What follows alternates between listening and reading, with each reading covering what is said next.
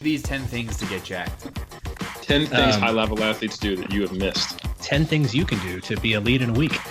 Eric Helms just squatted 400 kilos. He doesn't put his training on Instagram, so I don't know if that's unrealistic, but it really seems a little... Must be legit. World record.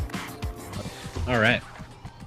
So welcome to the Strength Athlete Podcast, episode number 14. I'm very excited here. We're going to be discussing the makings of elite athletes. We're joined by professional online bodybuilding coach, Eric Helms.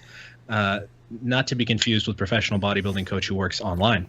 Eric, if you want to say what up, we got Bryce as well as Eric the Bodhorn here with us.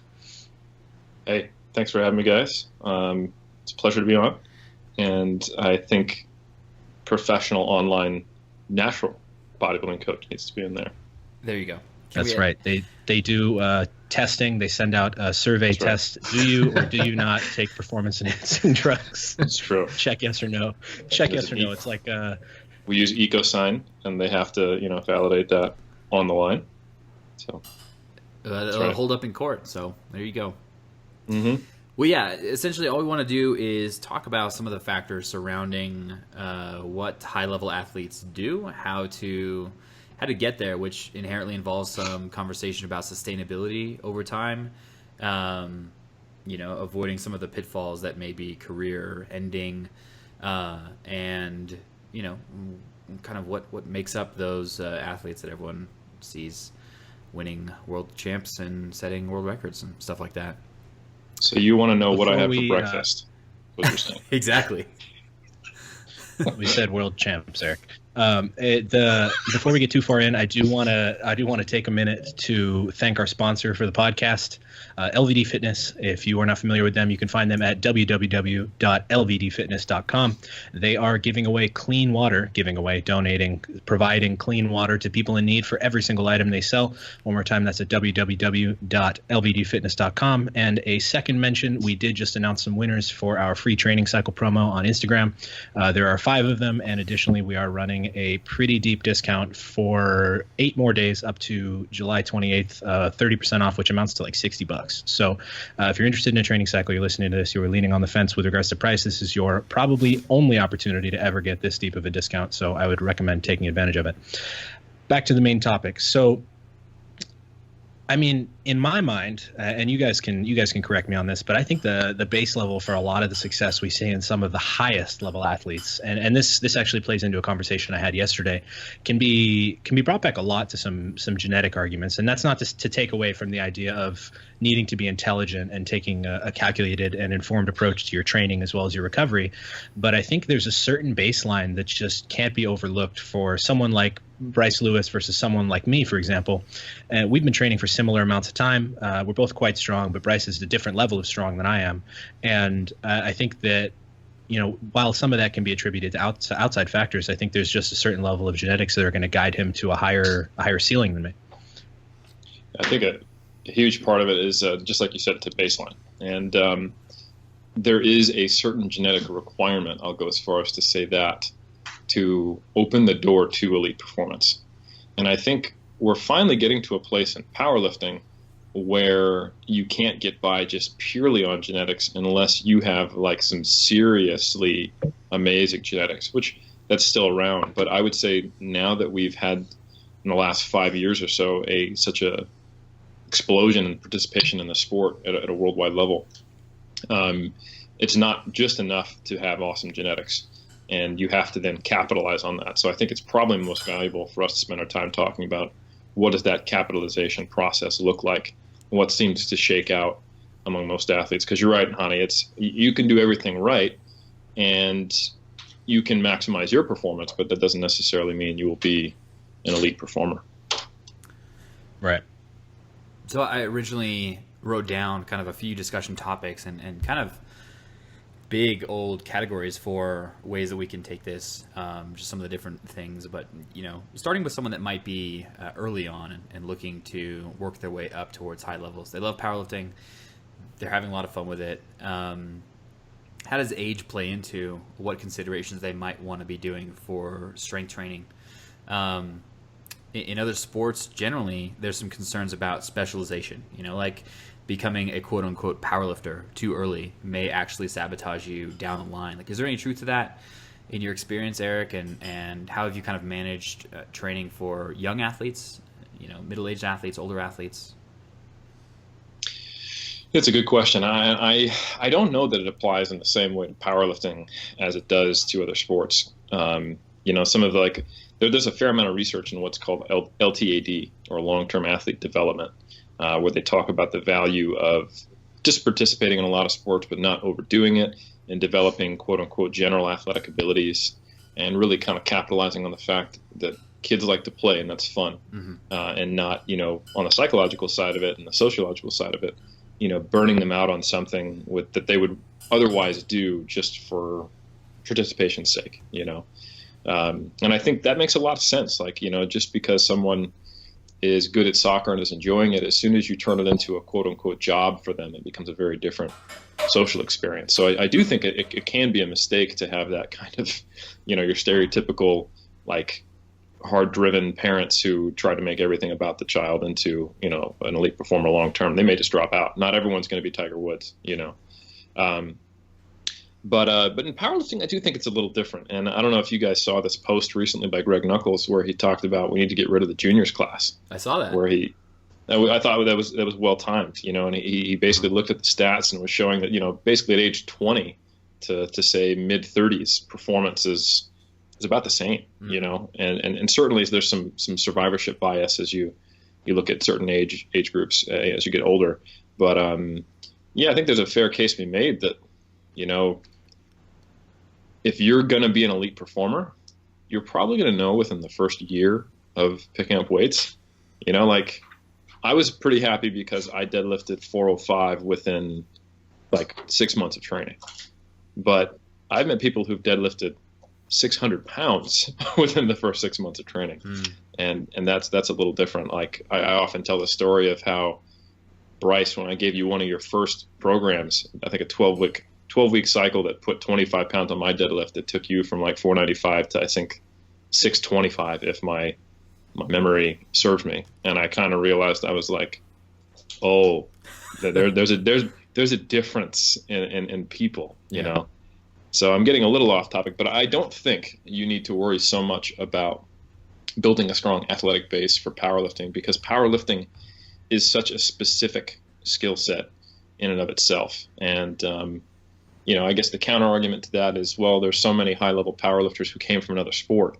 And I don't know that that's because they did another sport first, or had a more general athletic background, or just that they're involved in S&C already, or have the right mental attitude, or just are someone who, by selection, if someone has been through high-level sport, like, Bryce, yourself, you've played, volleyball at a reasonably high level, it just means that you're someone who can pick up motor patterns really well, and you might learn another skill very well. So I don't know if that's necessarily the key to your success, or just something that comes along with the characteristics that would lead to your success. To add to that, Eric, just speaking anecdotally, and this is something you just mentioned. In my experience, I'm always excited when I get someone who's a high-level athlete who starts working with me for coaching purposes, specifically to get into powerlifting, especially if they're novices. They tend to progress so much faster. And it could be like what you said about the fact that they acquire their motor skills faster. They're going to learn to do the movements in what could be a more advanced pattern more quickly. They probably have better habits in terms of taking care of themselves and respecting the idea of warming up. And they just have a better mental understanding of what it means to have an athletic pursuit. It's not just go into the gym, get under the barbell, work up to your heavy set, and then be done for the day. There's a lot more to it than that. There's work to be done inside, outside of the gym, before and after training. But I agree with you that, let me back up a little bit. I do think that can definitely be a contributor. And maybe it's just because of habits. I don't know if it's actually because of more a general athletic background, but I think you could probably make an argument for that. Just being generally a little bit more athletic before you start getting into powerlifting specifically, I think is going to lead a little bit more to slightly better injury resilience, which when you're talking about that longer time frame, which is really what defines people who become, world champions. Like I always like to tell new clients, we can make progress quickly, but it's not always about how you can make progress the most quickly. And it's largely powerlifting is kind of a long game. And so if you want to be at an elite level, if you want to be successful in the long term, things like injury avoidance and things like volume management and some of the topics we're going to talk about here really do come into play. And having just that athletic background, I think, is going to make you have a better understanding and appreciation and approach to all of those things. Yeah, I would totally agree with that statement. And I think, and that's a useful way of looking at why prior athletic experience might be helpful for a powerlifter. And I think it's pretty undeniable. Like, I can't see any reason why having prior athletic experience would be a hindrance, But yeah, I think what a lot of people do that's maybe not a useful way to try to answer this question of, is it useful to have a athletic background prior to getting into powerlifting, is to look at powerlifters who've succeeded at a high level and then go, oh, did they have an athletic background? And the reason why I don't think that's a useful way to try to answer that question is because in research, that's essentially what you call a correlation, right? And the main issue with correlation is you don't know the direction. If one of those two variables is causing the other, you don't know the direction of it. Like, it may be that, think about it, the sports we get exposed to for the first 21 years of our life, if we went to college, are going to be the mainstream sports that are available through, high school and college in the States, right? So if someone became a high-level football player, that just might mean they have the genetics to be a high-level athlete, period. So it's not surprising to me that a high-level, powerlifter, especially from the United States, who wouldn't have been exposed to powerlifting typically until after their athletic career in a more typical mainstream sport, would do well. Because if they had the genetics to do well in powerlifting, they probably had the genetics to do well in basketball or volleyball or football. So I think the direction of causation there is not clear. But regardless of that, I agree with you, Hani, in that many of the habits and the mindsets that are taught in sport participation, almost regardless of sport, team sport, individual sport, whatever, can only be a help to powerlifting for the most part, I'd say. So I would agree with you there for sure.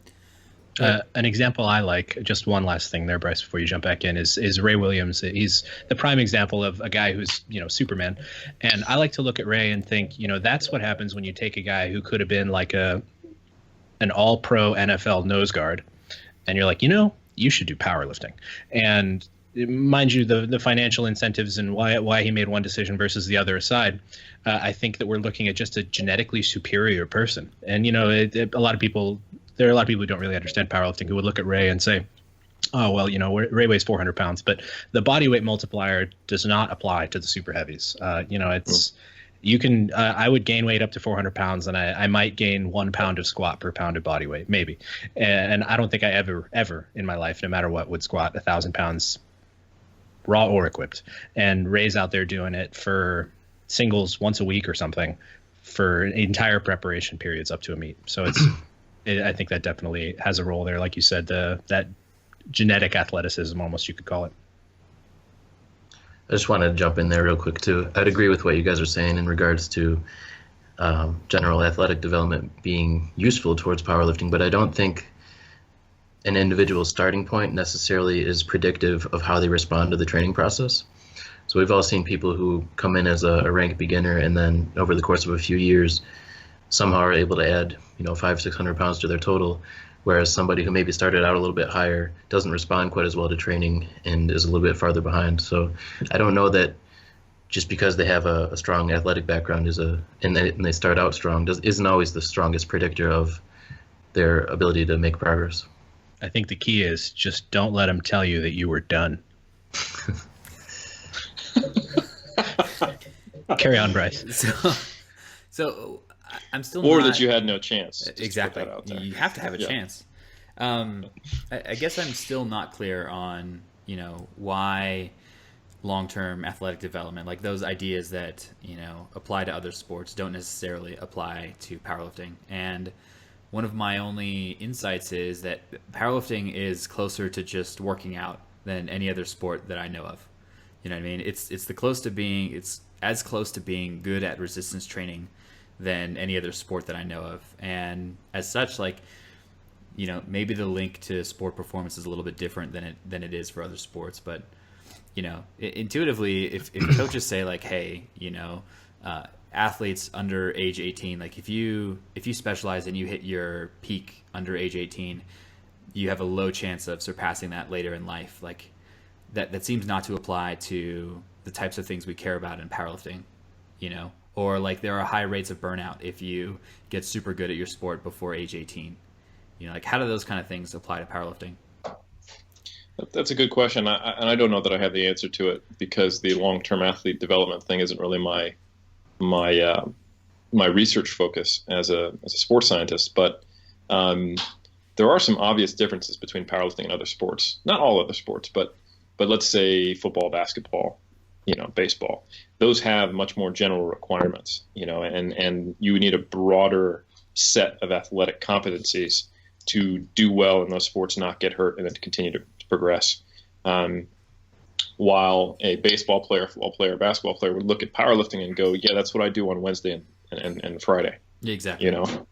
So I think you're onto something there. Then again, I would want to look at, say, like the same model of early burnout in, say, high jumpers or javelin throwers, or the 100-meter sprint, because those are also highly specific skills. And I don't know that that's still there, because, I mean, if you look at some of like gymnastics or track and field athletes, like some of them are competing at the Olympics as teenagers, so it's like, do you really care about peaking too early when your peak is actually the highest peak possible, So it's just about when do you need to be as good as possible? Like, it doesn't matter if you're going to be a super good gymnast at age 30, because like the competitions are to be had at age 16. Is that what you're saying? Right. So, well, it will kind of like, it's if the hypothetical problem is that if you reach a high level of performance at 18, then you won't reach the highest level of performance ever, right? But in certain sports, you can reach the highest level of performance at 17 or 16, and then so that the hypothetical problem that is proposed is not even existent. And I think going back to what that post that Greg made, it seems like there are powerlifters, just as many who are 33 as who are 20, who are competing at a world-class level. So perhaps that's not as much of a concern in this sport. I don't know. Yeah. I don't think we've really had a chance to see the burnout rate yet with the juniors in powerlifting, because it's so new. All these 18 to 22-year-olds that are just starting to dominate the sport, really, and we haven't really had a chance to see where they're at when they're 25 to 30, and if they're still going to be in the sport and still thriving. So it'll be interesting to see. That is an interesting topic to bring up, and I actually enjoyed that about what Greg posted with the idea of getting rid of the junior class, because some of these guys, the way they train is just, they're training so hard year round. And, inherent with that, you're going to deal with little overuse injuries here and there, kind of the bits and pieces and what I like to call the standard aches and pains of powerlifting. And those things essentially become more and more frequent for the longer you train, right? When you first start, you might have one day a month where you get a little bit of pain in your bicep, and it sucks to get underneath a low bar squat. When you're 3 or 4 years in, you start to have that pain every time you low bar squat. When you're 10 to 15 years in, you start to have to do an hour of mobility work before you can get into the position to even unrack a squat. And kind of those things are all happening, and those things just kind of build up with time. That's kind of the nature of what we do, right? And we kind of, when we get into powerlifting, we basically sign a contract that we're going to slowly destroy our bodies, and that's basically what we do. And it's true. We're gradually going to wear down the kind of the bits and pieces between our joints and our connective tissues, and we're slowly destroying our bodies. And granted, you can make the argument, would you rather be strong or weak when you're old? But you don't need to train with maximum weights to get there. That's our goal is not general health and fitness. And if you want to be a top level powerlifter, you need to be comfortable with that. You're gonna get hurt once in a while, and that's just the nature of the beast. And so I think the question is, how long can you tolerate, and how long before those injuries become more permanent? And how hard should you be training to be able to sustain training for a long enough time to reach that elite level without essentially putting yourself into a wheelchair?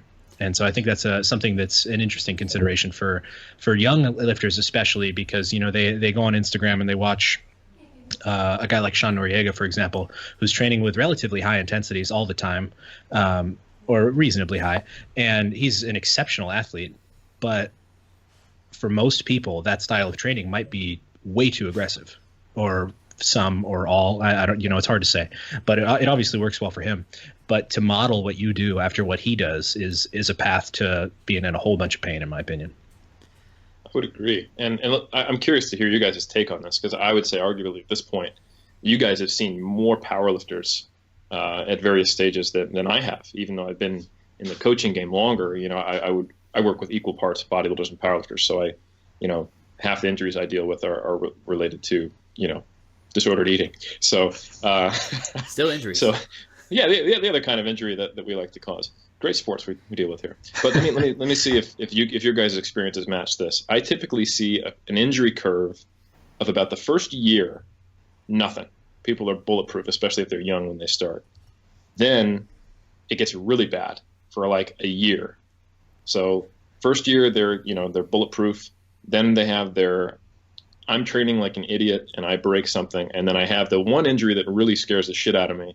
And then you have like a 5-6 year period of being smart.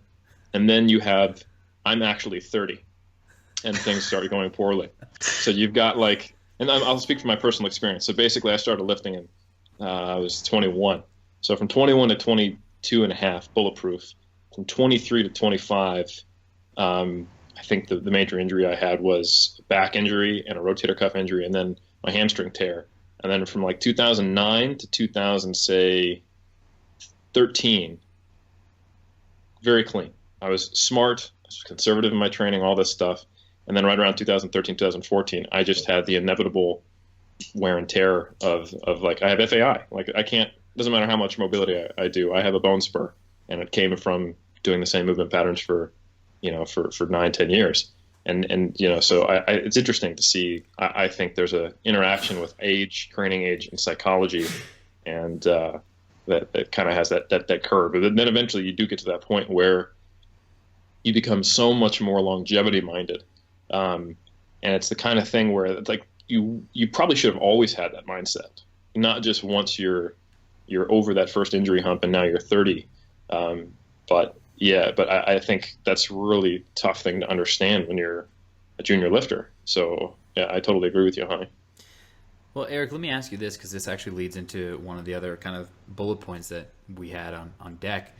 How important do you think technique is for sustainability? Like if you could have squatted it a different way, like do you think you would have been able to avoid things? Or like, is it just about exposure? Like, if you squat 1,000 reps, there's some percentage that you're going to do something you shouldn't have. Like, does technique have something to say about rates of injury? It's got to. Like that's one of those things where as a researcher, I can't confidently say yes.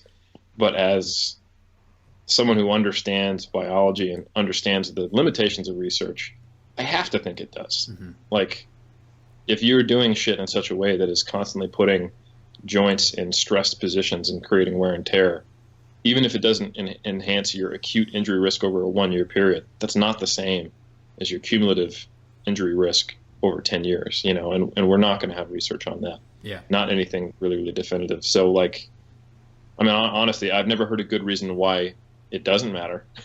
I've heard people reach with saying, "Oh, it's you're going to break yourself tomorrow." Like, yeah, probably not.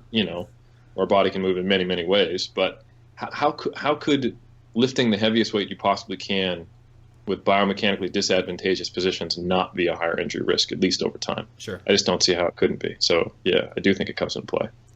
I think the variable that is often not considered there is kind of our internal differences, like bone structure differences from one person to the next.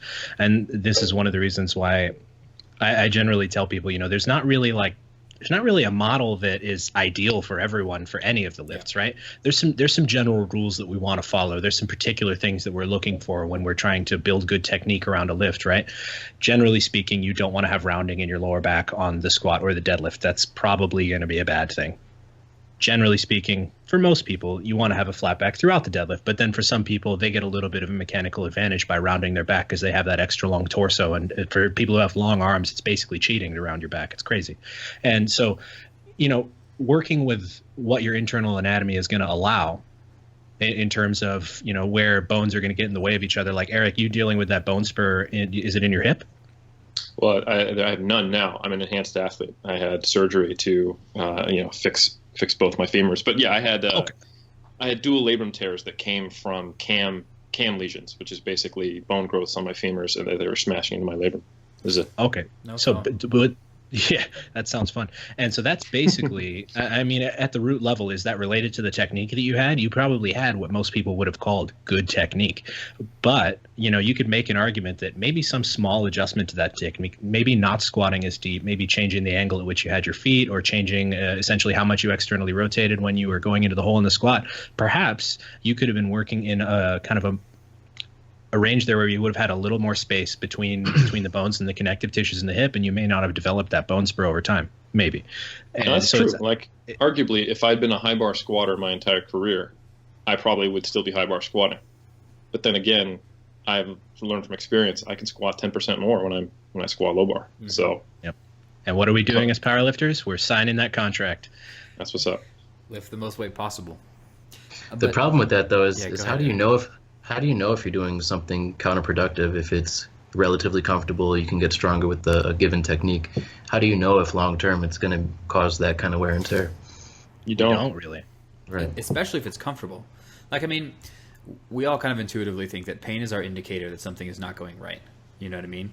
That's your body's way of telling you, like, hey, this might be suboptimal. And then the secondary way is, hey, I can lift more weight doing this position, and it still doesn't hurt, or something like that. If both of those signals, in my opinion, are telling you like things are okay, that's super hard. Yep, I would agree. But they for the most part, they're the only. Hani touched on something too. The conversation about technique requires a understanding between whoever's talking about it of what good technique is, and there's often incorrect assumptions about that. Like the most common one that you see on YouTube, there's one universal good technique. Yeah. So if you have any kind of incline in your lumbar because you have long femurs, then your squats are always wrong, and maybe not. Or another one is we have perfectly symmetrical hips, and maybe you can't an asymmetrical stance, even if you've been you got X-rays and you've hung out with Dean Somerset and you understand, maybe this is the way I should squat, and it's slightly asymmetrical is actually perfect for you online. That is bad technique. So yeah, the first mistake people make is there is not a universally accepted fine-tuned high-resolution technique for the big three.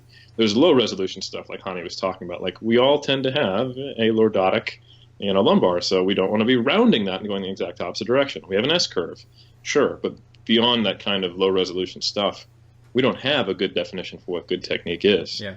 But like you said, what we do have is it consistent? Is it pain-free? And are we strong in that position? And can we get stronger with it? And does it feel safe and comfortable? And that's probably the best you're going to have. Yeah. I think this brings up a good point related to just training habits, and so with that in mind, the fact that I have no way of knowing how my femur basically sits in the socket in my hip, there's no way for me to have any idea of that, barring myself going and getting an I was X-ray like, or an there's a MRI. way.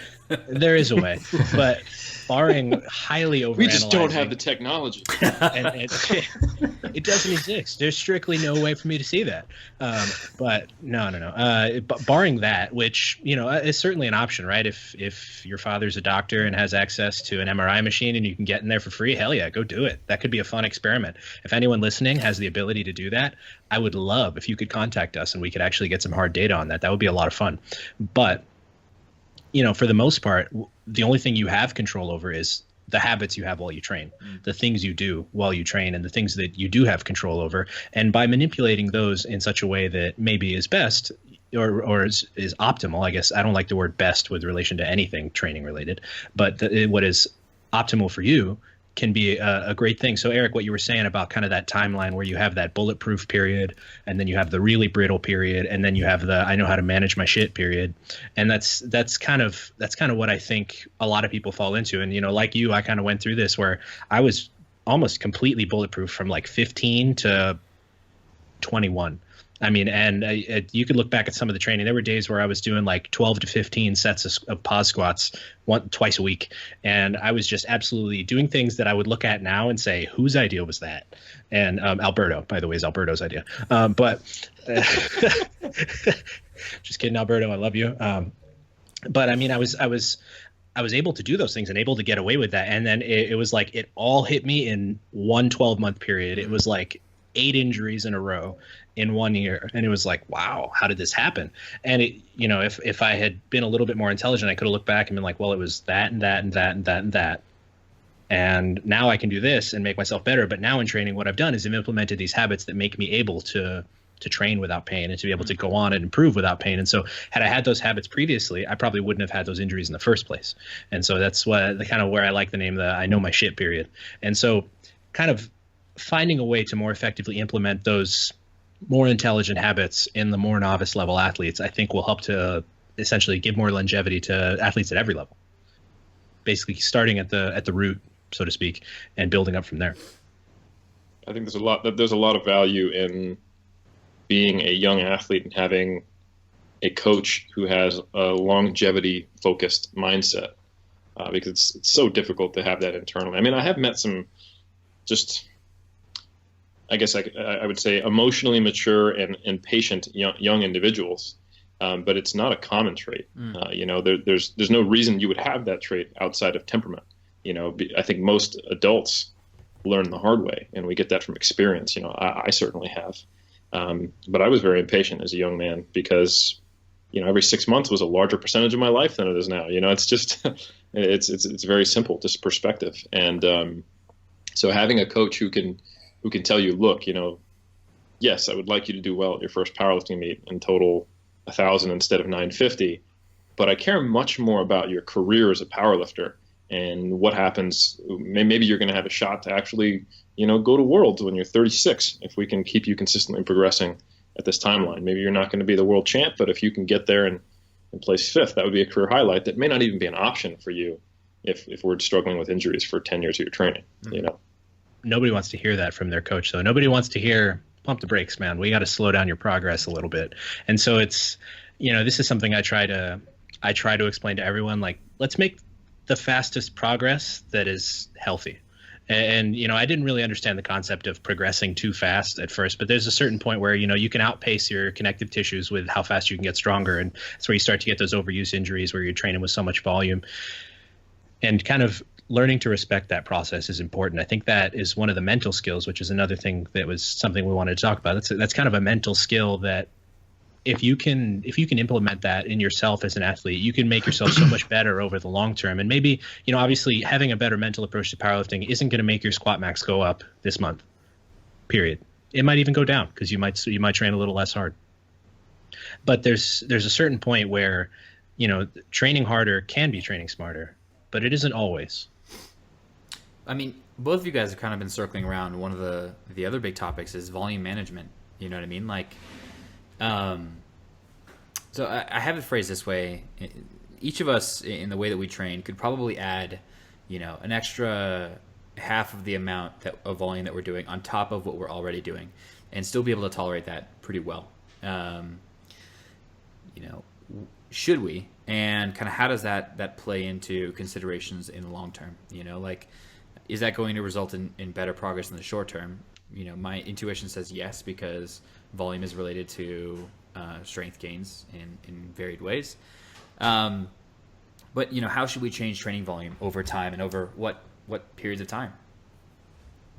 Yeah, and that is more and more and more as it becomes clearer and clearer about this relationship you talked about between, you know, total amount of stress you put on your body, specific stress. I'm going to say that instead of volume just because I think it's a little lower resolution, easier to talk about. The more stress you can put on, the greater the adaptation. That's kind of just the way we work, assuming you can recover from it, right? The more that becomes clear and we talk about it to help people understand that, the more I give caveats and disclaimers afterwards, and people think about second and third order effects of that.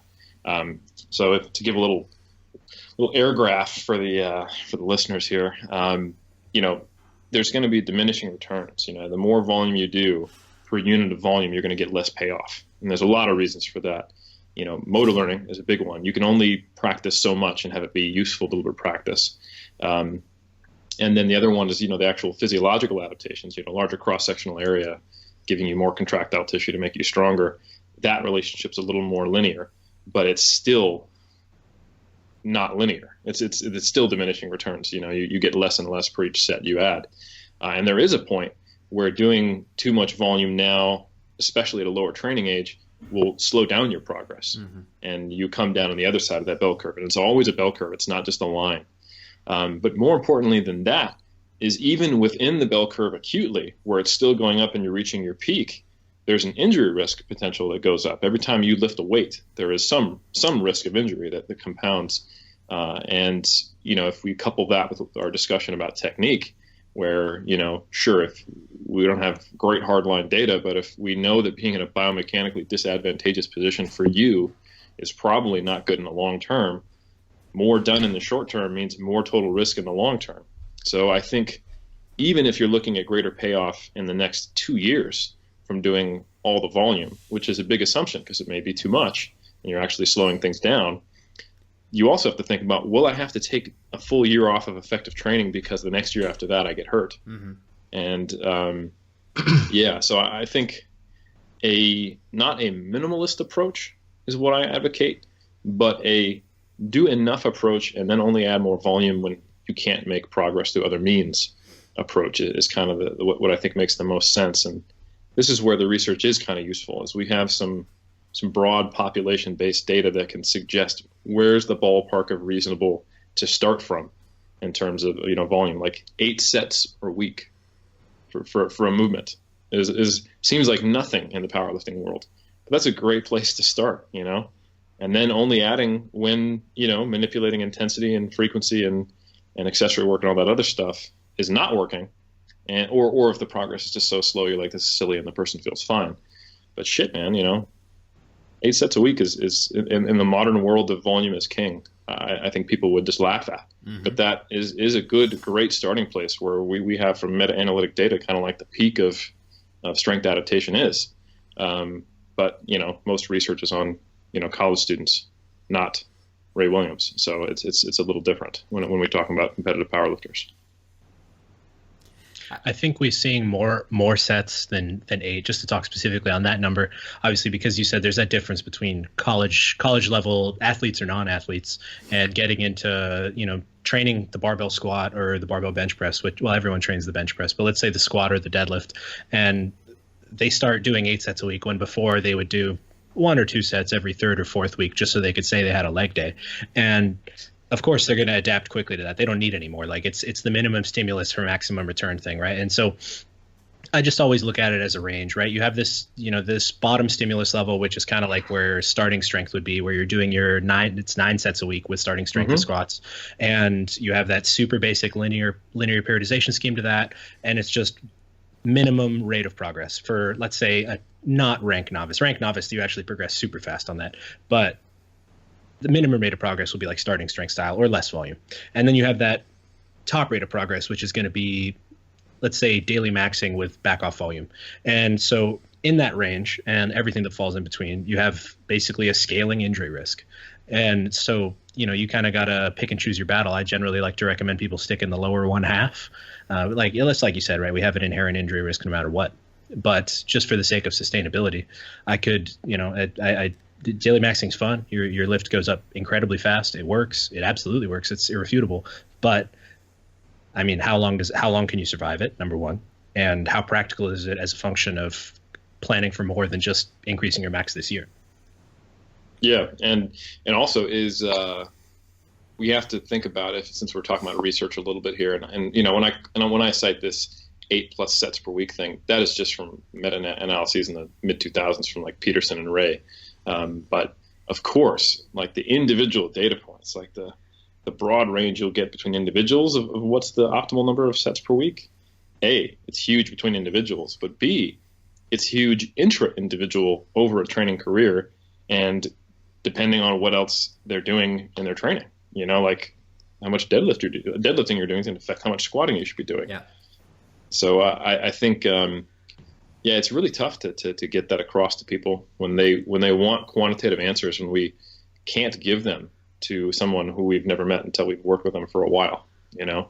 So, yeah, I think theoretically and conceptually, I agree with you, Hani, that you need to think about, you know, the most you can do probably will get you the most progress in the short term, but the most you can do is very unique, you know, or most you should do is very unique. When daily maxing, I can certainly tell you, is probably going to be worse for someone for progress than, in many cases, than maxing twice a week, you know? So, I think Well aware of that. I think one of the other things that people go wrong a lot is they increase volume at too quick a rate. You know, they realize like, okay, I'm not progressing on what I'm doing right now. Let me take my 3 sets of 5 and make it an 8 sets of 5. You know, just like yeah. the knob just has big differences in its rotation. Just I think that moderation is kind of a hard thing generally for athletes, and probably even more so for younger athletes, and that can be pretty tough.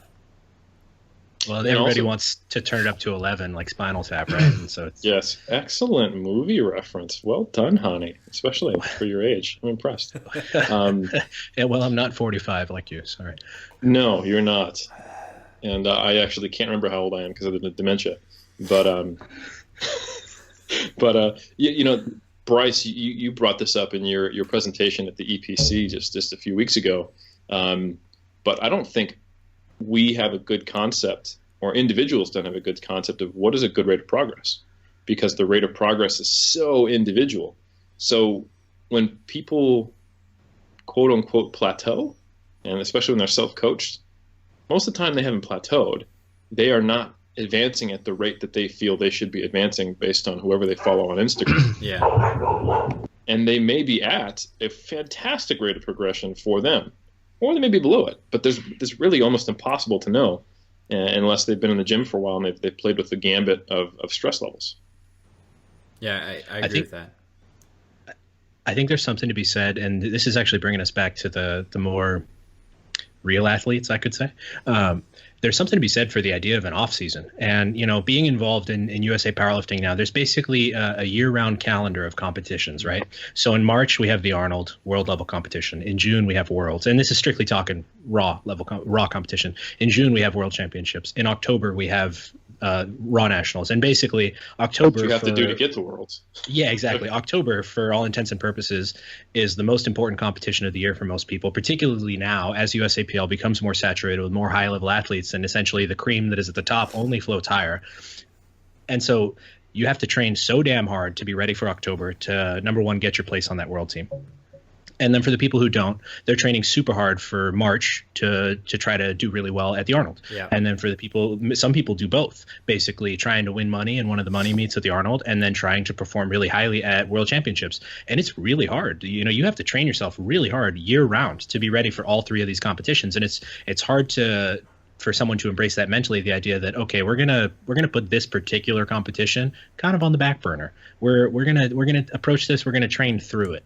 And the idea of not pushing yourself to a performance peak for that competition is it almost seems kind of asinine to suggest that to someone.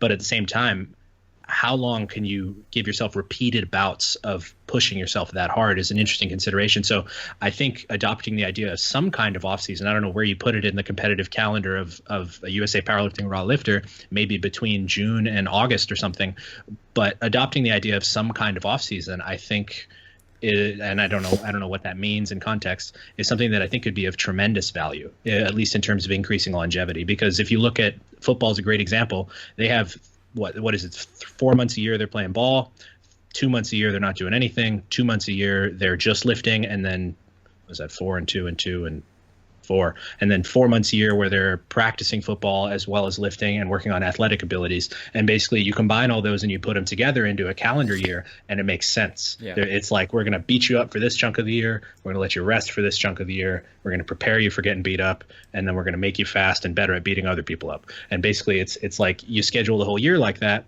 and you find that you can be someone like Tom Brady as an example. That guy's been playing at quarterback, taking hits for, God, the guy's 40 now. And you can't make an argument against him being at the top of his damn game. And so it's just interesting to think about that idea.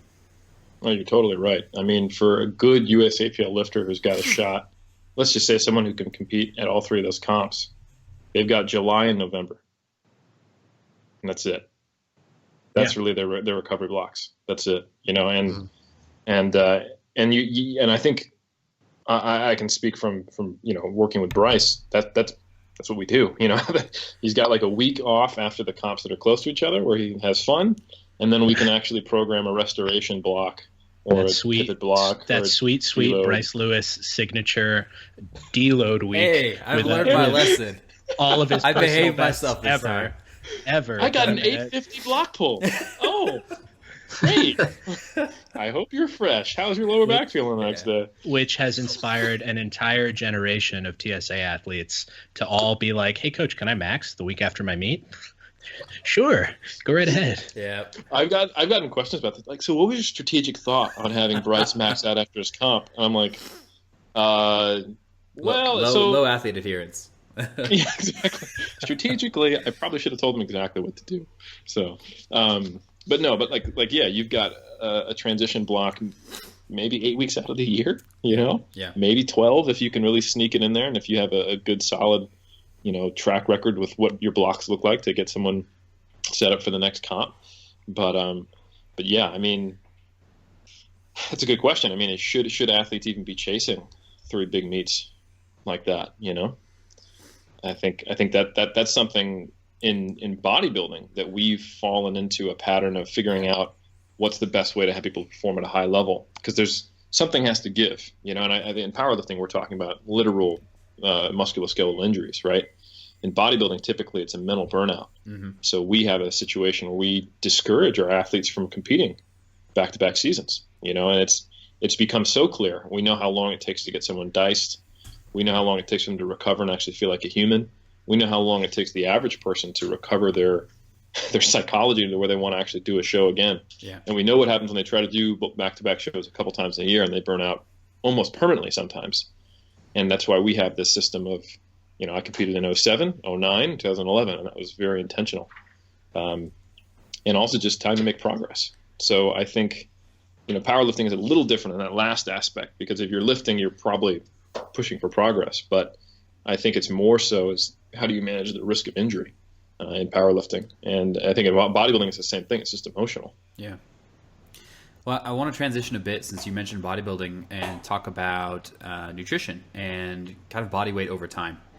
So, I've read an article from you before where you talked about how most lifters will kind of fluctuate between 3 weight classes over the course of their career. Generally speaking, we want Wilks score to go up at least, even as body weight rises over the course of, someone's time spent powerlifting from beginning to end. But what other considerations are at play? What is an effective rate of weight gain over time? And can you speak a little bit to that? For sure, man. Yeah, so I think weight classes are interesting.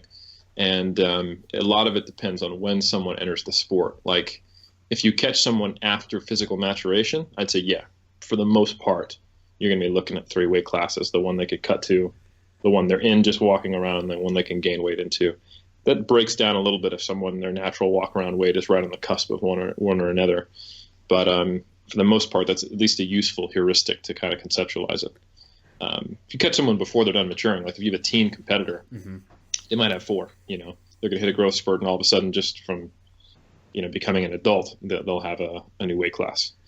But yeah, I think the biggest pitfalls people have around weight classes is that they get impatient, and I think for all the same reasons that we talked about with the pressure from social media, is they get to the point where they're like a class 1 or even a master level lifter, and they look at it and they go, if I could drop 15 pounds, mm-hmm. maintain most of my strength, I would be elite. I would be knocking at the door, placing top 5 at nationals.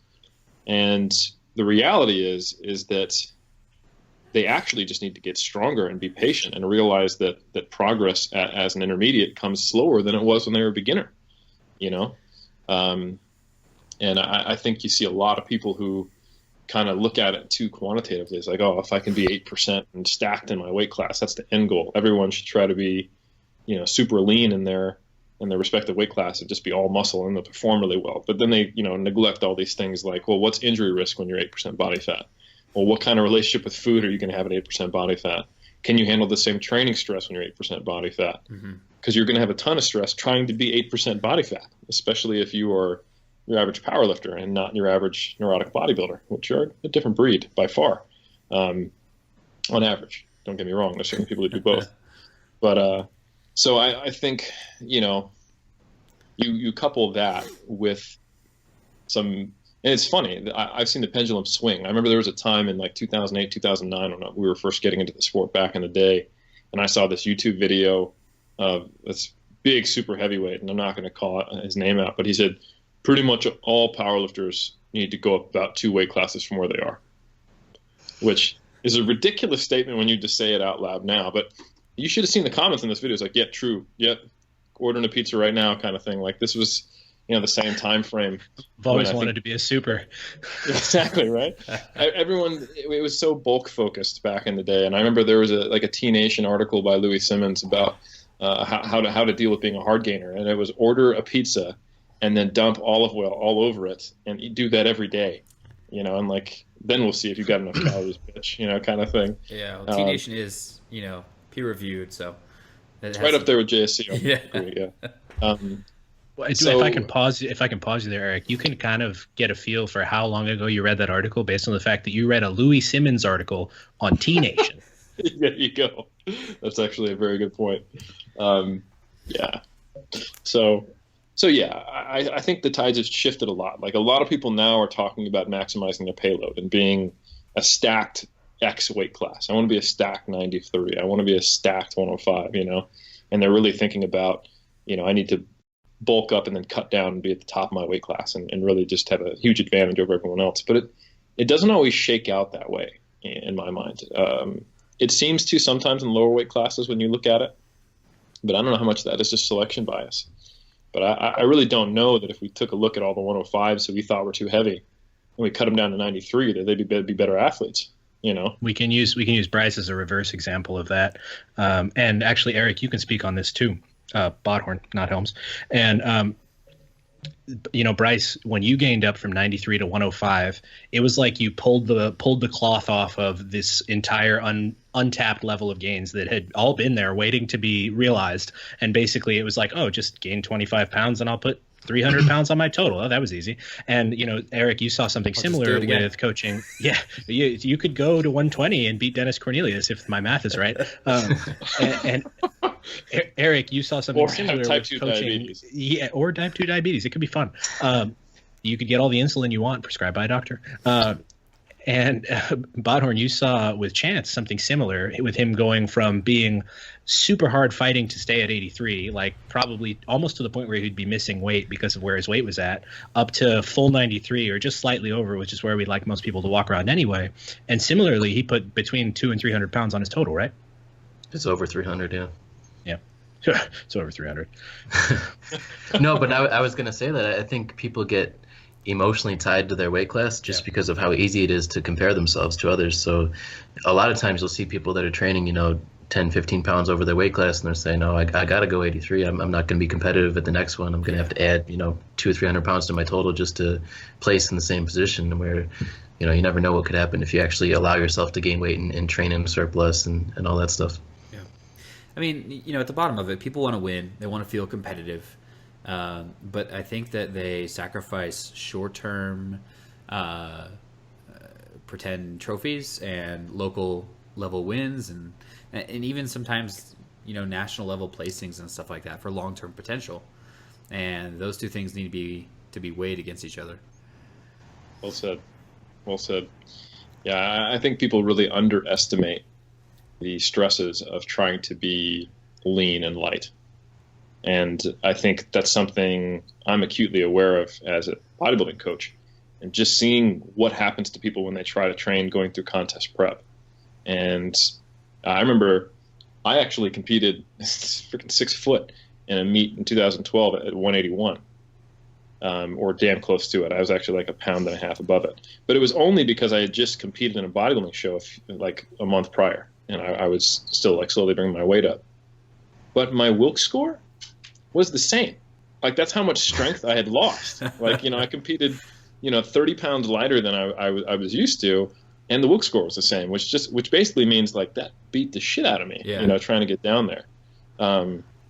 Because so to getting back to some of the quantitative questions you asked, Bryce, and just for those who are listening who aren't aware of it, if you cut weight, you are probably going to lose absolute strength to some degree, and that's absolutely fine. You know, if you are someone who deems it appropriate to drop a weight class, like you're not an intermediate, you're not a beginner, you're fully matured, you know, in terms of your maturation as an adult, and you know maybe you've got a fair amount of body fat on you, and you're thinking, you know, I could actually drop down a weight class and be pretty damn competitive, and it might qualify me for something objective, you know, not just I would have a 450 Wilks instead of 420 because I want that. No, I should actually be for some purpose.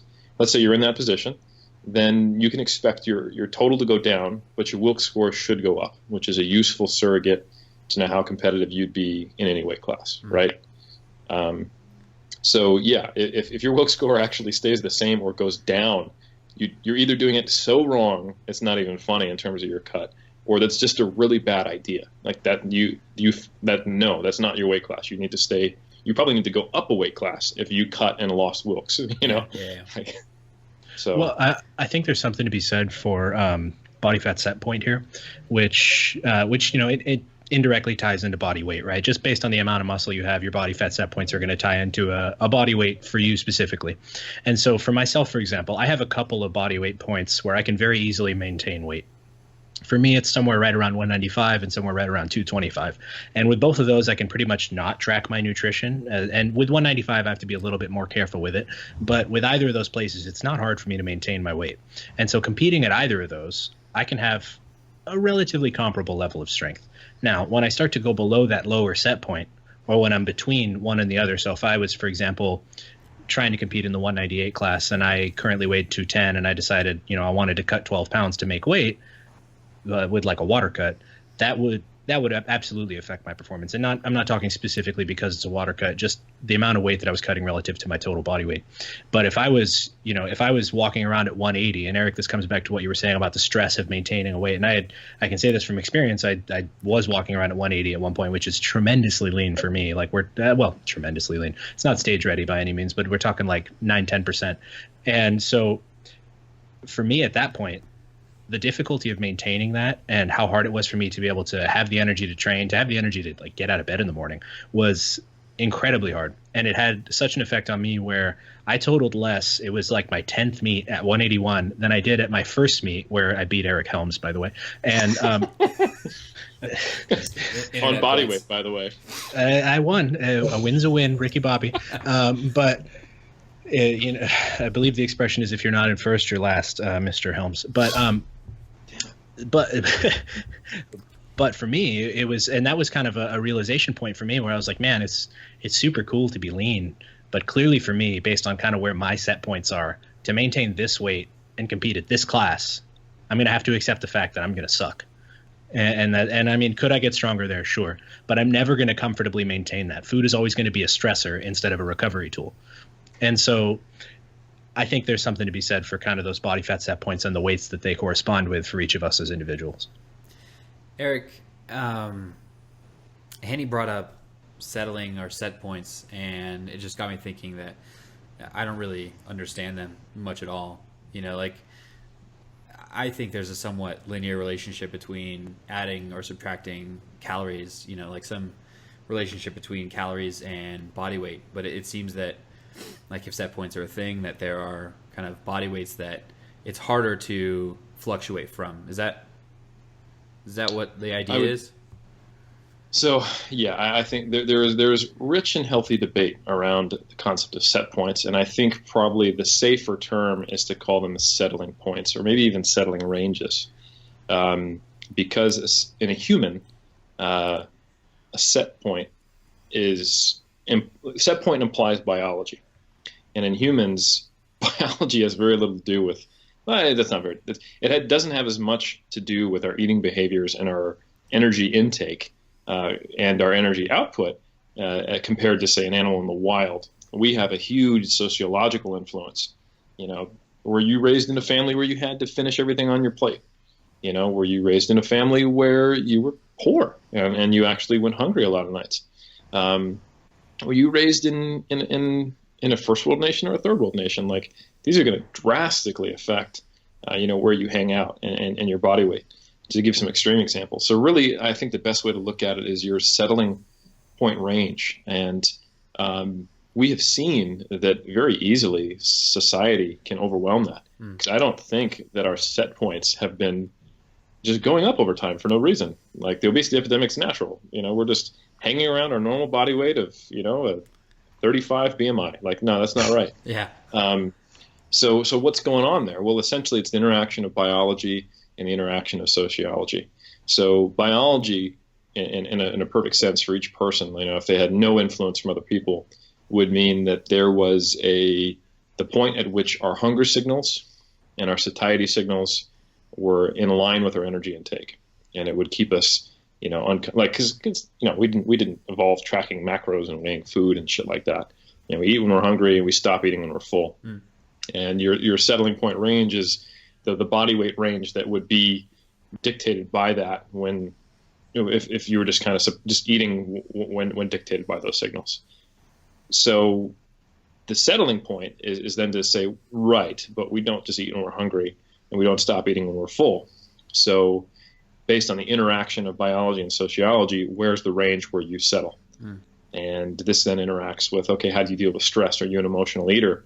Are you an emotional starver? Are you highly active? Are you highly inactive, et cetera? And, to give you a personal kind of way of looking at it, like, I think when you were in the 181s, we were definitely below your settling point range. You had to actively and consciously do many things to not drift your body weight up. And the same thing was true, but to a lesser degree when you were at 198. Then we went to the 205s. You could pretty much, with some thought, hang around 205. But now you comfortably sit right around the top end, maybe a pound lighter than the top of your weight class. And if you go higher than that, you actually don't feel good, and you find you start doing things to be a pound under. So I think that is an example of where, just like Hani was talking about, the 93 class was kind of the low end of your settling point range, and then the 105s is right at the top, and you just happen to perform a lot better at the top. So, yeah. So maybe let me rephrase what I said.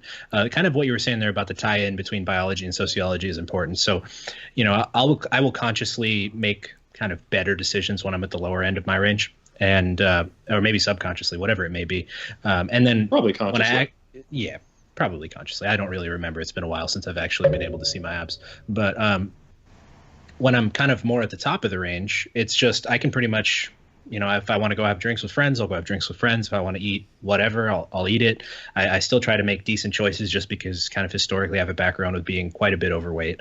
And so it just works out for me that I'll sit at that range more easily. And when I try to fight my body and go outside of that range, it ends up being detrimental to my performance. And I think that's kind of what I was trying to get at is, there's a certain point where you don't necessarily have to think about actively losing weight. So, there are guys who are in like the 74 kilo class, for example, who have to actively constantly think about maintaining their weight and keeping their body fat down because they just, at a certain point, beyond a certain height, you're going to carry so much muscle relative to that competitive body weight that the only way that you're able to get down to that class without dropping to 6% body fat is by water manipulation. And so you just strictly can't gain weight because at a certain point that water manipulation starts to affect your performance. And so I think learning to kind of respect your position relative to how much weight you can cut and how it affects your performance is something that with kind of bouts of practice, athletes can become better at, and people can kind of learn how much weight they can cut. And so on an individual level, and I think that definitely is something that kind of goes into the making of a more elite athlete, is they know, like, oh, if I cut more than 5 pounds, we're going to probably see a sharp downtick in my performance. Or, Bryce, for example, if we were like, let's go have you do a meet at 198 and set the world deadlift record on a deadlift bar. And you're probably not going to set that record just because you pulled 800 at 220, or whatever the world deadlift record is at 198 now. But the point being, actually, I think it's like 880. So you definitely can't do that. But, shout out to Kyler Woolham for killing it on those deadlifts. But the point is, it's at a certain point you're just fighting against yourself. And I think learning to not do that, learning to kind of embrace where your body is more comfortable, not just for strength relative to body weight, but where your Wilks will go up. And I like the idea of gaining weight over time as a function of Wilks, or basically trying to maintain your body where your Wilks is highest. And this is obviously something you find out over time, is certainly something that is definitely a habit of the more elite, I think. So how would you guys suggest an athlete navigates those ranges? Because if we talk about Bryce, for example, that range from the low end to the high end of his settling range is 15, 20 kilos. It's a huge range in body weight. And Bryce is not normal. Well, I think it's more complicated too, because a lot of people are just carrying extra body fat, that's not functional, and maybe they just want to be lighter. So you can't say like, oh, well, where you are is good, and then you can go forward from there. So I think a conversation has to be had about like where someone's starting point is, what's their age, how long have they been powerlifting too. So training experience and also like actual biological age plays some part of that puzzle. Definitely. Yeah. I think go for it, Hani.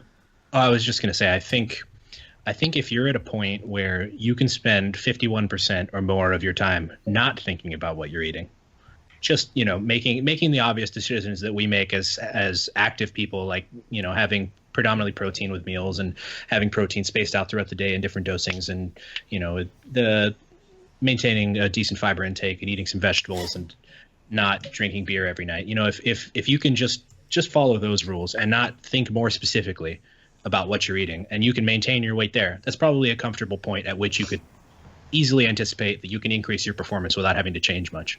But if you're having to, include the carbohydrates of your chewing gum in your daily calculation of macronutrients, which sounds stupid, but there was a point where I was doing that, and there was a point where we were all doing that because we only had 15 carbohydrates a day, and and that's what bodybuilding does to you, and so if you have to get down into kind of the minutia of ridiculous tracking of intake, then you're probably too light. Obviously, there are exceptions to this. Or you can say that on the other end of the spectrum, too. If you have to pour olive oil on a freaking pizza to maintain your weight, which sounds gross. But there was actually, if you guys have ever eaten at Buca di Beppo, they used to have this spicy pizza oil you could pour on your pizza. That stuff was the shit. But Lovely stuff. I've got an interesting just caveat to say about that. And Kelly Branton was open about this. He's a 120 guy, and it takes a lot of work for him to maintain his body weight to the level that he needs to perform at. He's a pretty big boy.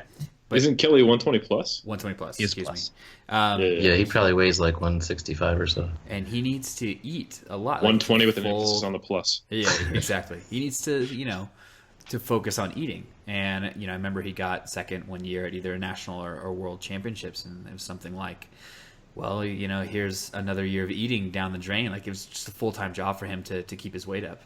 So, I guess it can swing both ways.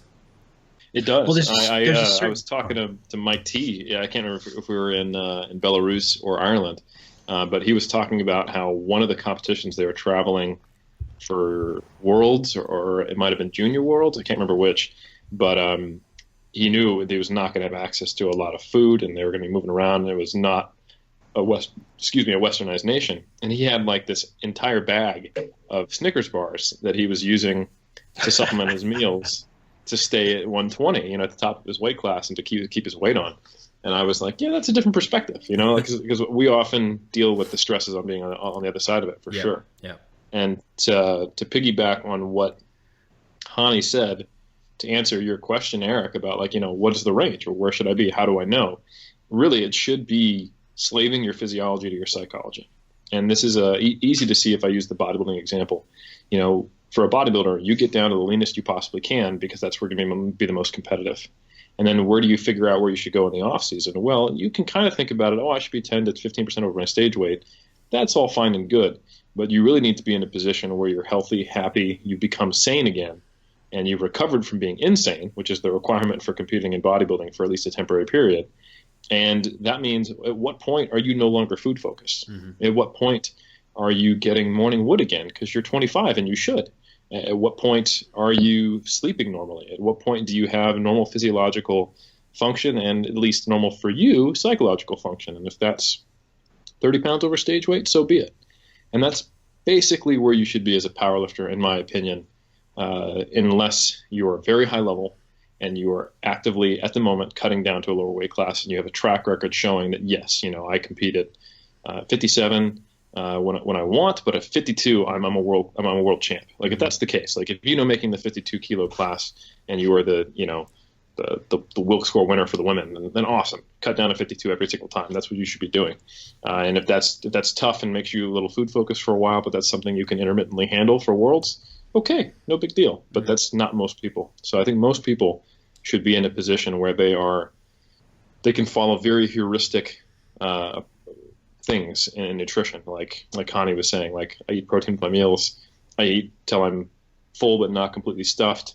I make sure I get X number of liters of water. I have my fruits and vegetables, and I have whey after my training. Like if it can be a very short number of boxes you have to tick versus I track my macros down to the gram, and I have to take my multivitamin or I feel like shit kind of thing, then that's probably not sustainable and definitely not what you perform best.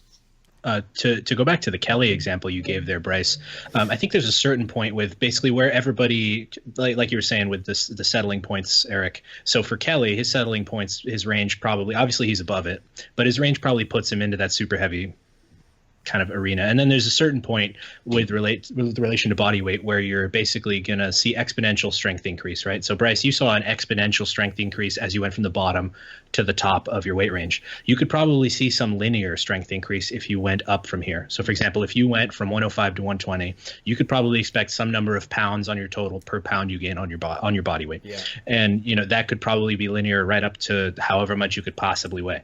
And that's why we see a lot of the supers being focused on gaining weight. And I think the way the Wilks score works allows that to be a favorable way to gain weight, because there's a certain point where adding pounds to your total has more effect than adding pounds to your body weight. When you get up into the higher end of the Wilks score, much like it does on the bottom end of the Wilks score, adding pounds to your total when you're a 52 kilo female, the amount of Wilks points you get for that at that end of the scale versus the amount you get for adding a pound to your body weight on the opposite end of the scale. We've talked about this before on the podcast. It's interesting to consider. And so for the supers in that case, they gain so much from weighing that much more. So Kelly might fight to keep on 15 kilos of body weight, but that 15 kilos of body weight might contribute 60 kilos of total for him. And so that 60 kilos of total, when you factor that into the Wilks and how competitive it makes him, literally outweighs the benefits of being lighter. Hey, finger guns. So let me bring up, we talked about nutritional balance kind of over time. I want to bring up another kind of balance, life balance. I heard a well-known public powerlifting figure recently talk about like the fact that, when he was in his prime, like he would do absolutely everything possible to put pounds on his total, to get stronger. He was singularly focused around being the best powerlifter he could be.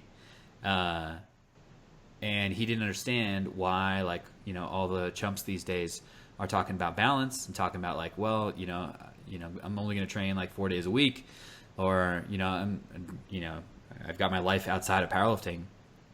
I have my own thoughts about that, but Eric, you're a guest. I wanted to hear your thoughts about I want to be the best powerlifter I can be. How does life balance fit into that? Well, I think I like bodybuilding and powerlifting because you can only do so much. I think that's where that argument kind of falls flat on its face. You kind of have to take a second and go, come on, bro. It's powerlifting. Do you honestly think doing 2 a day, 7 days a week would be better than just organizing it? It'd probably be worse, unless you're going in there and doing super light technique work on lifts that are not technique heavy compared to say Olympic lifting. Sure, if you're a high level Olympic lifter, you probably got 12 training sessions a week. And that makes sense because the lower you can get, the faster you can get, the more you can get over your head. Sure. But you're sitting down and standing back up, you're picking something off the ground and you're laying on your back and pushing it off your chest. Yes, of course there's technique related to that, but there's only so much technique work you can do. There's only so much volume, like we talked about before, that you can get a benefit from. There's only so many things nutritionally that are actually going to have some kind of quantitative benefit to your training. And there's only so much you can do in terms of the intellectual side of it. Let's say you do visualization, you do some mental skills training. Let's say you do, you take a walk after you're training for active recovery, and you use compression garments. Like if I really exhaust every possible thing that I could think could be beneficial, that's still 10 hours a week, maybe 12. You know what I'm saying? Mm-hmm. So if you don't have life balance, and you are trying to tell yourself it's because you're being captain optimal, really you're just being a dick. Or second option for everyone who just got offended, the second option is that maybe you just don't know what is required to be optimal and you're doing a bunch of things that don't matter, which is actually a lot of people. So that's kind of my whole career, is based on, let's actually figure out what can positively contribute to your performance. And let's see if we can do all that, but then with respect to the fact that we need to have you be a happy individual, which includes your relationships with others. Because if you're not, then you're probably going to burn out on the sport anyway. So I kind of do feel like you can have your cake and eat it too in these sports, because the total amount of work it takes to be a gold medal gymnast will negatively impact your life. Or hell, endurance athletes, like literally just the training time is 20 hours a week when you have to do, bike, run, swim if you're a triathlete. Well, a lot of those people like literally have to go live somewhere else to focus on their training alone. You know what I mean? It is 100%. their job. Yes. So I think we have a benefit that the requirements to tick every box to reach optimal for powerlifting is a much lower time cost investment than most other sports. So when I hear someone be like, fuck you pussies talking about balance, I kind of go, come on, bro, calm down. This is powerlifting. Yeah. Like, chill out. And it's interesting because 10 years ago, someone could have made the argument saying, look at the Eastern powerlifters who do this as their career. They're so much better than we are. And they're not anymore. It's true. And even they aren't spending as much time as an endurance athlete. Even then, Right. But just by and large, Western powerlifters, at least on the raw side, and I think it's pretty well balanced on the equipped side worldwide, but by and large, there doesn't really seem to be a clear delineation between the people who do the kind of the outwork mentality, as it were, and apply that to their whole life, and the people who don't. You can look at a lot of the guys at the top. Bryce, you're an example. The people who I have kind of hands-on experience with would be like Bryce. I see how you live your life. Garrett Blevins, I see how he lives his life. There are some females who are tops of their classes who I've had conversations with, and they've all got full-time jobs. They all have hobbies. They all have interests, and some of them are going to school. And they train for their 90 minutes, 2 hours a day, 4 or 5. 3 days a week in Garrett's case, and that's just what they do. And they are not dedicating 7 days a week to rolling out on a lacrosse ball, to stretching out and doing Kelly Starrett mobility videos, and all of these things that are the must-haves as passed on by one person or another. So it brings up a question: what would be an ideal kind of psychological approach to long-term productive training? What are some important things to keep in mind? I think I like to tell people that figure out what you need to do to be successful and optimal, and then also figure out what can you actually give to the sport. How much time do you have? And then figure out where that interaction meets. Because it ends up being a net negative, especially if you have other people depending on you and you have a career and things like that, to try to go with just what I think would be optimal.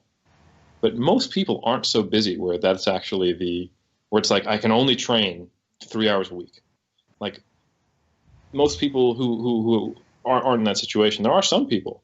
But if you are in that position where it's like literally, I only have 3 hours to train a week, then that is the limits of your training program and you figure something out.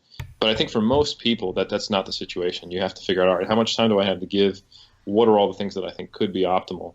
And then how do I fit that into my life? And you can probably fit it for powerlifting. And I think when you're done ticking those boxes, don't think about powerlifting anymore. I don't think it's helpful.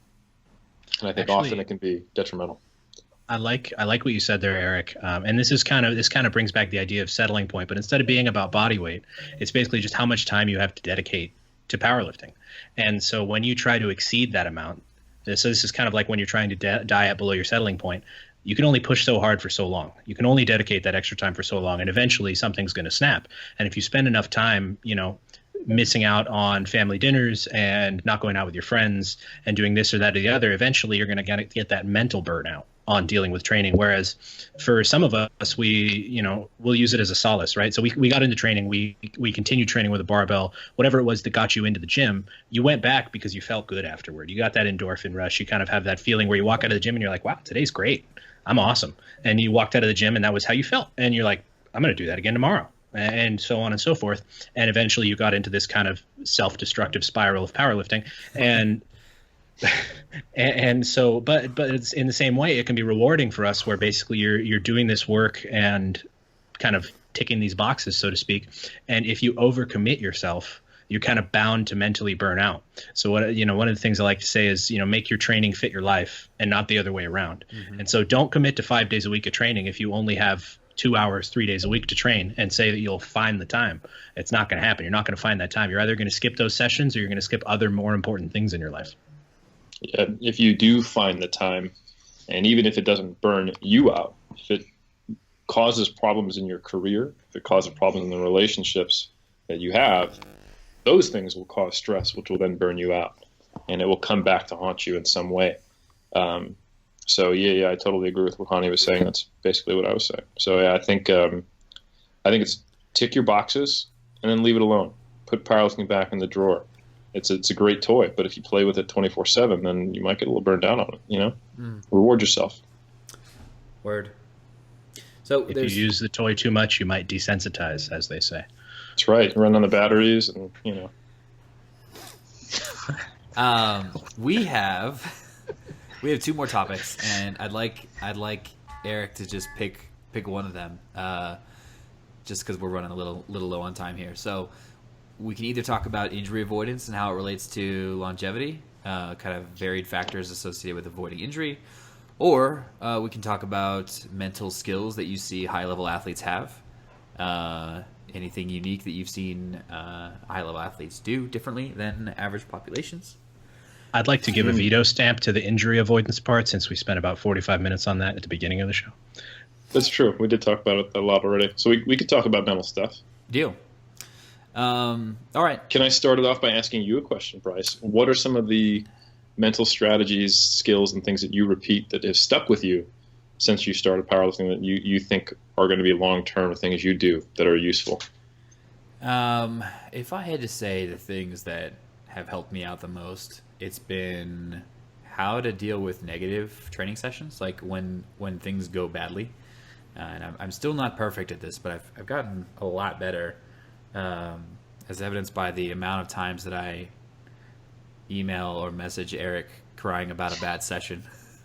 But just putting things in perspective when things are or are not going well, that can go a long way towards, being sustainable. So I guess I'd call that perspective. Being more long-sighted than thinking that a single workout defines the whole thrust of a training approach or progress or things like that. I think that's a really good one is framing. The ability to appropriately frame a single session, a single block, or a single competition with your career is incredibly useful. And I see more often than not high-level athletes are usefully positive, if I'll put it that way. Like if you've ever seen Susie Hartwig-Gary talk about anything, you can see how she's just so inherently positive, and she finds the silver lining in everything, and almost comically so. And I think she's a great example of someone who's had a good powerlifting career, and she's been around for a long time. And she's not alone in that.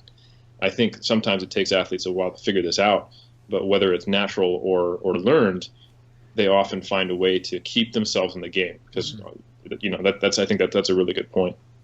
And I think, since we're all coaches too, certain programming approaches or coaching styles can force the athlete to get better at that or help them along with that. Like, for example, if you had an AMRAP every week at the end of a program, that's very easy for the athlete to think, oh, well, my next load progression is based on that. The AMRAP, so I test the usefulness of the microcycle. That means every microcycle is important, and every AMRAP day dictates that importance. Mm-hmm. So when you have those natural performance ups and downs, that can be really problematic. And me and Zerdos were talking about how we used to be stupid and do things like that in some of our training programs, and how, or even daily maxing, and or just max tests. How you set these up can really put the pressure on the athlete to figure out a way to how to stay positive. And I think there's something to be said for thinking about that in your programming as a coach and paying respect to the psychology of the athlete. And that's something myself and Zerdos, as we talked, and I'm sure all of us here have learned more and more as your style of programming prompts more of those questions and those Facebook messages of, oh my God, and how you deal with that. Yeah. So that's a big one. I would totally agree with you, Bryce. I think most high-level athletes find a way to stay positive. One other thing that I've seen that's pretty ubiquitous across high-level athletes is everyone, to some degree, in some way, at some point, visualizes. Mm. They think about getting under the bar, squatting, and crushing it before they get up there. And whether they do it really, really consciously, or whether it's a little more kinesthetic in their awareness, or whether it's first-person or third-person perspective when they do it, I haven't met many high-level powerlifters who don't visualize in some way. They kind of are trying to create their reality before it occurs. Those are really good points, and I'm hopefully going to work with one of your colleagues, Ricky Lindsay, and he's done a lot of work on imagery as well, and how it affects performance. So we'd love to have him on the podcast in future episodes. Do you think? That'd be dope. Yeah, it'd be super dope.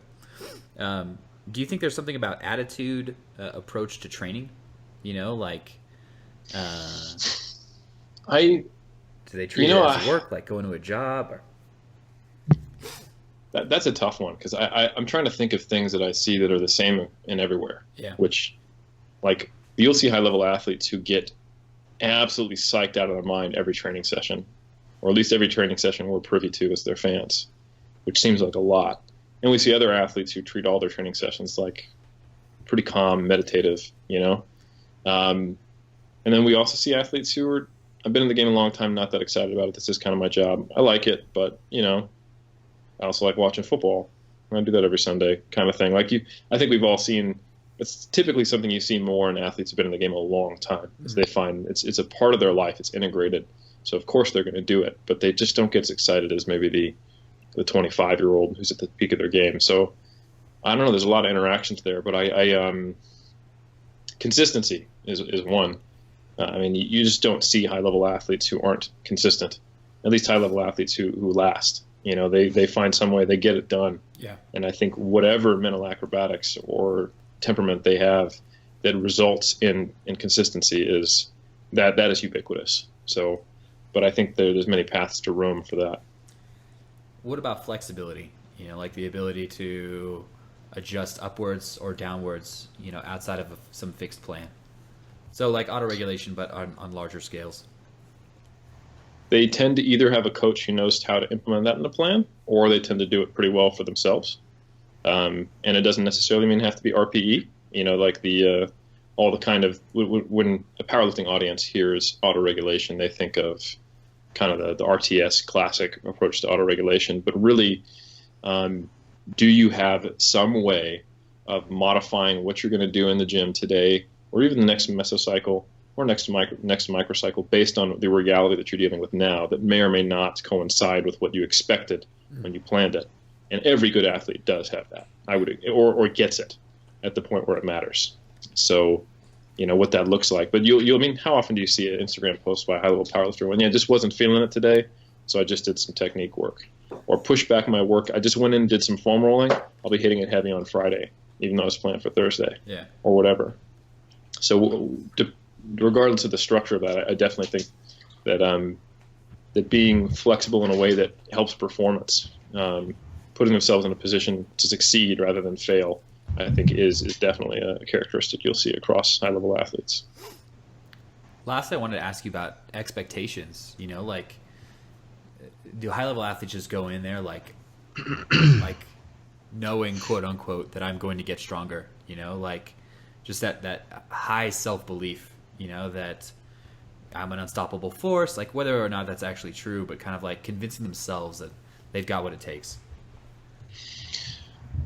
I think, well, yeah, I mean, this was something that I, like when we were at the EPC, yourself, Ellis McLean, and Screamer all had in common was that you guys stated that if you had doubt going into a maximal lift, things weren't going to go well, So I don't know that all athletes have incredible, or all high-level athletes have incredible self-confidence and self-efficacy, but I do know they can get out of their own way when it matters.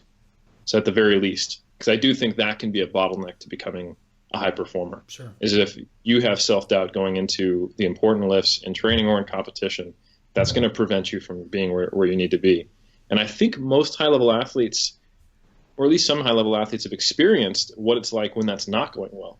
Like, Bryce, you had a period there where you were probably the biggest barrier to your own success, and getting over that was a huge part of you becoming as successful as you have been now. And, being called Mr. Consistency is a cool thing to hear when there was a time period where that was not the case. Also, Mr. Sneaky, which I think is more accurate. Mr. Sneaky. So, but yeah, you're right. I mean, that can be a bottleneck for athletes. Yeah. So I've definitely met a fair share of not incredibly self-confident. There's people who are just like, I am an unstoppable monster, and I'm a force, and I'm highly extrinsically motivated, highly competitive, and I want to wreck everyone else. And that works for them, certainly. But I don't think it's a requirement. I think there's plenty of people who are much more intrinsically motivated, a little more introverted, not as much focused on other people, but don't get in their own way. And when the chips are down, perform well. And I think that is definitely, at the very least, has to occur. Yeah. I think there's something to be said for a certain level of, if not all the time, at least when it's time to perform, of kind of internal aggression that you can see pretty much across the board, with a select few exceptions. You've got oh man, her name is slipping my mind, Joy Namani from England, who likes to sit and read a book between her attempts of lifts, which, if that's optimal for her, so be it. But for the most part, it's dare I say, the eye of the tiger that everybody has kind of when they're approaching their lifts. And, you can see it with everyone. Like Bryce, you, for example, typically you're a little bit more of a happy-go-lucky kind of guy. But when it comes down to, the 3 minutes before you execute your lift and the 1 minute when you're out there actually executing your lift, you're simply pure aggression. And I think, we all probably have a certain amount of that we can call upon. Yeah. And kind of going beyond that makes some people sloppy. And so for you, for example, kind of being calm outside the context of that is important to keep you on the level. But being able to kind of summon that when it's needed and being able to channel that, I think is highly important, and to direct it effectively, because you can go out and you can, and there's a difference between aggression and anger, right? And, there's that whole lift angry idea, and, all that says to me is lift sloppy. And whereas the idea of lifting with a degree of aggression, I think it kind of brings more of an attack mentality to it. And I think that could be helpful for a lot of people who are a little more calm when it comes down to it. I would agree. Reaching a optimal level of arousal is going to look different for everyone, but it is a requirement for peak performance. Whether you are in a natural state of being too aroused and need to read books between sets, or whether you're pretty chill and you need to actually bark at the bar before you approach it and lift it, are all things you'll see on the platform at the IPF world level. And I think it's all in service of the same end goal, like you were talking about, Hani. It just looks different based on what your kind of natural state is, and how you get in your own head, or don't get enough in your own head when it comes time to lift. Right. I think most of those top level athletes, once they're under the bar, look pretty much the same. For the most part, there's exceptions, but kind of that time period where you're approaching the bar and you're kind of creating your own internal arousal, so to speak, is important to kind of learn how you thrive best, getting that maximum level that's sustainable for you to maintain the technical proficiency required to execute the lifts. And I think learning to respect that about your own individual level and where you can be is something that can go a long way for a lot of people. Word. Down with it. Well, we've had you on for quite long enough for now. I'm getting tired of you, Eric. Thank you so much for for your thoughts on sustainability. It's been super enlightening, and we hope to have you back on again. Before we go, yes, I just wanted to thank Hani and Eric for competing with me in the International Warm-Up Room Bench Press for Reps competition. We were able to have 2 countries represented. We had Hani and myself representing the United States, Eric representing New Zealand. Fortunately, I was able to come out on top, but they really pushed me, and I appreciate it.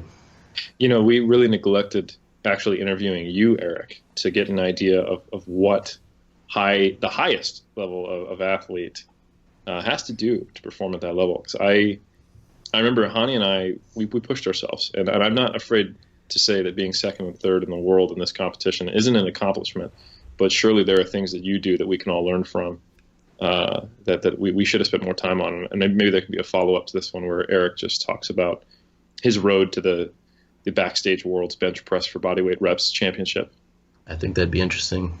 Honestly, it's still kind of just sinking in, and I think some of the memories were lost at the banquet. I'm going to go ahead and pause us there. A lot of things were lost at the banquet. I'm going to go ahead and stop us there before we get into stories we shouldn't be telling. Eric, thank you so much for your time with us on the podcast. Like Bryce said, we would love to have you again. For those of you who don't know, Eric, where are you on social media? Let's see. You can find me on Facebook. Eric Helms is my name. You can find me at Helms 3DMJ on Instagram. You can find us on YouTube /Team 3DMJ. You can find me at 3dmusclejourney.com. And if you're a super nerd, you can find me at strongerbyscience.com/mass if you want to really get into our research review specific to strength sport. And or you can get my books if you want at muscleandstrengthpyramids.com. Hell yeah, muscleandstrengthpyramids.com. I am Hani TSA. You can find me at Hani_TSA on Instagram. We got Bryce and Eric. Both are Bryce_TSA and at Eric_TSA on Instagram. One more time, shout out to our sponsor, LBD Fitness. You can check out them and what they're doing, giving away clean water to people in need at www.lbdfitness.com. And as a last mention, do try to take advantage of that one-time only discount that we have on our training cycles. Look forward to talking to you guys next time. Thanks for listening. Thank you.